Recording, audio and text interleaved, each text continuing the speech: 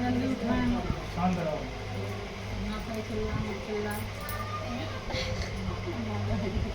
मैं पाई दिन की पूरा आ रहा चिल्लाई तुम तोड़ सी गई आ रहा है टीवी चालू हो गया। माँ बाजी की आवाज़ सुनेंगी लगा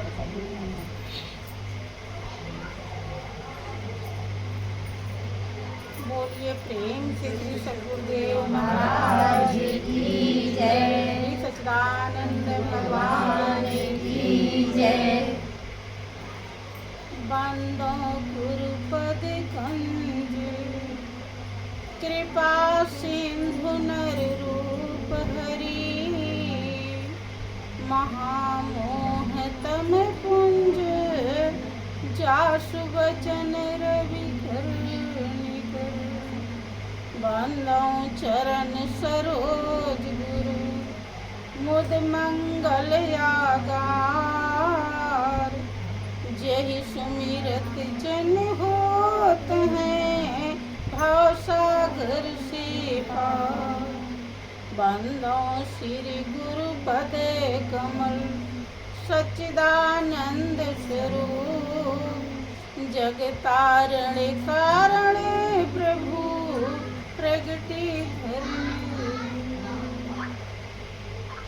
परम पुरुष गुरुदेव जी शाश्वत शांति निधान बार बार दंडवत करूं सकल सुखों की धाम। बोलिए प्रेम से श्री सद्गुरुदेव महाराज की जय। श्री सच्चिदानंद भगवान की जय। वृंदावन बिहारी लाल की जय। सत्य सनातन धर्म की जय। सियावर रामचंद्र भगवान की जय। पवन सुत हनुमान जी महाराज की जय। जगत जननी अम्बे मैया की जय। बोलिए प्रेम से सब संतों की जय।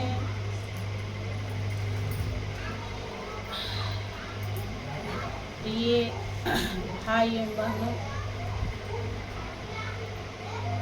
आप सभी लोगों को उस परमपिता परमेश्वर की असीम दया दृष्टि से सत्संग का अवसर मिला है। सत्संग एक ऐसी गंगा है जिसमें डुबकी लगाने वाला हमेशा हमेशा के लिए पावन बन जाता है।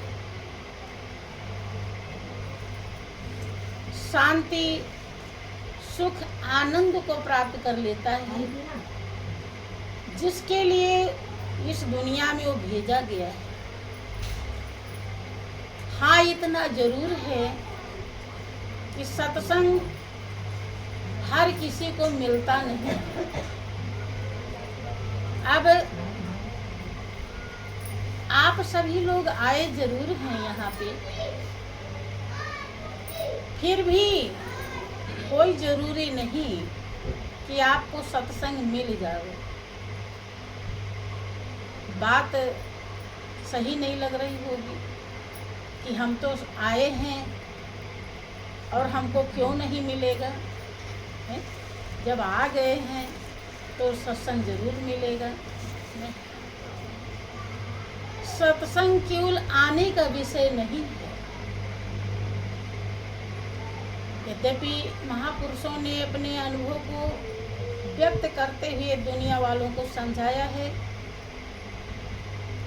कि जिन प्यारों पर जग वालों को खास इनायत सतगुरु की, उनको ही संदेशा जाता है और वो ही बुलाए जाते हैं। दरबार में सच्चे सतगुरु के दुख दर्द मिटाए जाते हैं और दुनिया के सताए लोग यहाँ हृदय में बिठाए जाते हैं। ये बात जरूर समझाई है। फिर भी जो लोग यहाँ आए हैं वो किस लिए आए हैं, यहाँ क्या मिलता है और कैसे मिलता है, उसकी कितनी बड़ी कीमत है। अगर इस रहस्य को आने वाला नहीं जानता है, केवल बुलावा गया, आ गया, यहाँ पहुंच गया, तो वो यहाँ की कीमत को प्राप्त नहीं कर पाता। बहुत बड़ी कृपा, असीम दया, सीमा से पार। हर चीज की सीमा होती है। सीमा से पार जब दया करता है मालिक, तब सत्संग मिलता है। सत्संग मिलने का मतलब समझिए। सत्संग, पहली बात तो कहते किसे हैं यही नहीं पता होता है। सत्संग का मतलब सत्य का संग। दुनिया में जितनी भी चीजें आप देख रहे हैं, चाहे वो व्यक्ति हो चाहे वो वस्तु हो, जितनी भी चीजें इन आंखों से आपको दिखाई पड़ रही हैं, वो कोई भी सत्य नहीं। वो सब क्या है? असत्य, झूठी हैं, क्योंकि वो आज है कल नहीं रहेंगी। जो चीजें आज है कल नहीं रहेंगी उसे ही झूठ कहा जाता है, असत्य कहा जाता है। जिसमें परिवर्तन हो जाता है, बदलाव हो जाता है, उसे झूठ कहा जाता है। अब आप किसी को कोई बात कह दो और फिर बदल जाओ, क्या कहेंगे कि वो तो बहुत झूठ है। यही जितनी भी चीजें देखो, कभी आप बहुत छोटे से थे,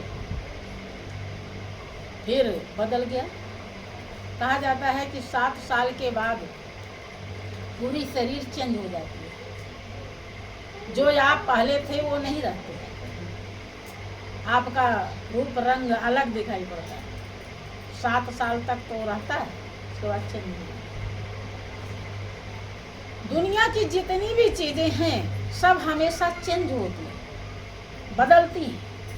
आप सुबह देखते हैं कि फूल खिले होते हैं, जगमगाए होते हैं, और शाम को देखते हैं तो वो मुरझा जाते हैं। बदलाव आ गया, चेंज हो गया। और जिसमें बदलाव आ जाता है उसे नाशवान, असत्य, स्वप्नवत, क्षणभंगुर, झूठ कहा जाता है। ये दुनिया की जितनी भी चीजें आप देख रहे हैं सब ऐसे ही हैं। इस दुनिया में जो रम रहा है, जिसके कारण आप यहाँ बैठे हैं, कोई शक्ति तो है आपके अंदर या नहीं है? कब पता चलता है कि वो शक्ति नहीं है? जब आप लंबा पांव पसार देते हैं, तब क्या कहा जाता है आपको? मुर्दा। कि क्या जा रहा है? मुर्दा जा रहा है। कोई ये नहीं कहता कि उनकी बहू जा रही, या उनकी बेटी जा रही, या उनके पति जा रहे हैं। क्या जा रहे हैं? मुर्दा। नाम ही चेंज हो जाता है। उस शक्ति के हटते ही आप चेंज हो जाते हैं। जो शक्ति के कारण आप यहाँ बैठे हैं, उस शक्ति में कभी भी बदलाव नहीं आता, कभी भी परिवर्तन नहीं होता। वो जैसी है वैसे ही हमेशा रहेगी। वो भूत, वर्तमान, भविष्य तीनों काल में एक रस रहती है। जब सृष्टि नहीं बनी थी, दुनिया नहीं बनी थी, कोई युग नहीं बना था, न सतयुग, न त्रेता, न द्वापर, न कलयुग, कोई युग नहीं बना था, तो भी वो शक्ति थी। और आज बना हुआ है तो आज भी वो शक्ति है। और जब एक दिन आएगा ये प्रलय हो जाएगा। ये दुनिया जो बनी हुई है ब्रह्मा जी की सृष्टि रच रहे हैं, विष्णु पालन कर रहे हैं, शंकर संहार कर रहे हैं। इनकी भी उम्र है, इनकी भी उम्र एक दिन खत्म हो जाए। उम्र बहुत ज़्यादा है, जल्दी नहीं होगी लेकिन होगी। और जब होगी तो जब बनाने ही वाला नहीं रहेगा तो बनने वाला कहाँ से रहेगा? तो सब खत्म हो जाएगा, प्रलय आ जाता है। श्री सच्चिदानंद भगवान की जय। जब प्रलय आ जाएगा, सब खत्म हो जाएंगे, तो भी वो शक्ति रहेगी। इसीलिए उसे कहा जाता सत्य। अब आप लोग आजकल सभी पुजारी हो गए हैं, देख रहे हैं पूरा गुना में देवी की बाढ़ आ गई। देवी ही देवी हर जगह है। हाँ, देखो लोगों, अच्छी बात है, कोई बुरी बात नहीं है, लेकिन बिना समझ के देखो, घर में भी आप कोई जब समझ से बात व्यवहार करते हैं, किसके प्रति? परिवार वालों के प्रति। किसके साथ हमें कैसा आदर करना चाहिए, कैसा भाव रखना चाहिए, कैसा कर्म करना चाहिए। जब आपको इस बात का ज्ञान होता है तो आपको सभी कहते हैं कि वो बहुत अच्छी है, उसका व्यवहार बहुत सुंदर है, बहुत अच्छा काम करती है, करते हैं, ऐसा भी कहते हैं। लेकिन अगर आपका विचार किसके प्रति कैसा होना चाहिए, भाव सही नहीं है, तो लोग आपके अंदर कमी देखते हैं। किसको किस भाव से आपको भेंटना चाहिए, अगर ये समझ नहीं है आपके अंदर, तो आपको खोटा बताते हैं, बताते हैं। ऐसे ही भगवान के प्रति हमारा क्या कर्तव्य है, अगर उस कर्तव्य को हम सही में आत्मसात नहीं करते हैं तो हमारी जिंदगी फिर अधूरी हो जाती है, हमारी जिंदगी फिर पूरी नहीं होती है। क्योंकि जिंदगी की कीमत ही वही है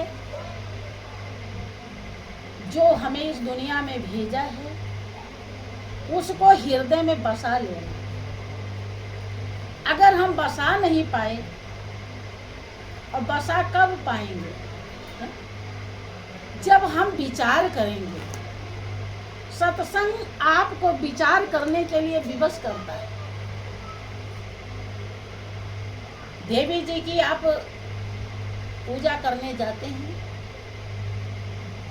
अब हाँ, जो वास्तव में समझ गया है वो तो ही जानता है कि देवी हमारे रोम रोम में रम रही है। जो सही में देवी है, जिसे उसका ज्ञान हो गया है, परख कर लिया है, हृदय में धारण कर लिया है, वो तो हरदम देवी का ध्यान लगाए रखता है और वास्तविक देवी का दर्शन पाकर के हर पल हर क्षण को धन्य करता है। लेकिन जिसे इस बात का ज्ञान नहीं, वो जाता है देवी को पूजने के लिए, कोई लोटा में जल लेता है, कोई कुछ लेता है।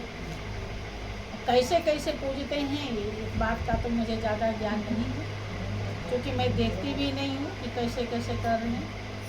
जैसे भी कर रहे हैं, एक को तो मैंने देखा था, एक दिन नज़र पड़ गई थी, वो शंकर जी के शिवलिंग पर वो चढ़ा बजा रही थी और ऐसे ऐसे ताली बजा रही थी, कभी इधर से कभी इधर। सोचे ये क्या पूजा का ढंग है, हमारी नज़र पड़ गई।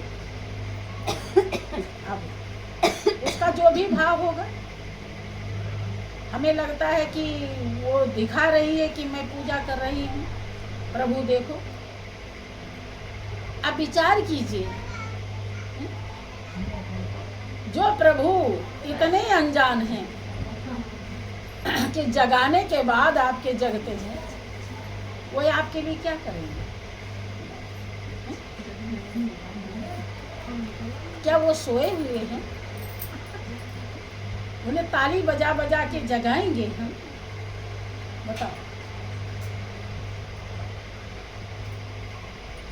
भगवान क्या नहीं जानते? सब जानते हैं कि नहीं? तो परमात्मा सब कुछ जानता है। अज्ञानता को दूर करने के लिए ही सत्संग होता है। वो हरदम, हर पल, हर क्षण वो मालिक आपके श्वास के धड़कनों को गिनता है। उसी ने तो श्वास दिया है आपको।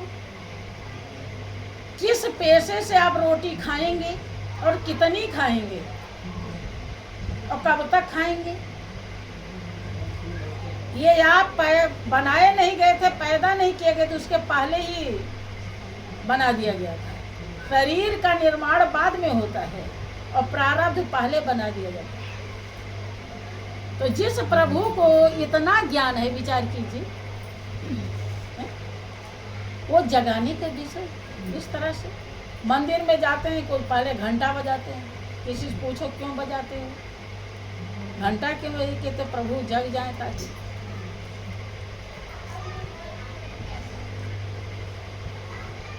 प्रभु तो जगह जगाए हैं।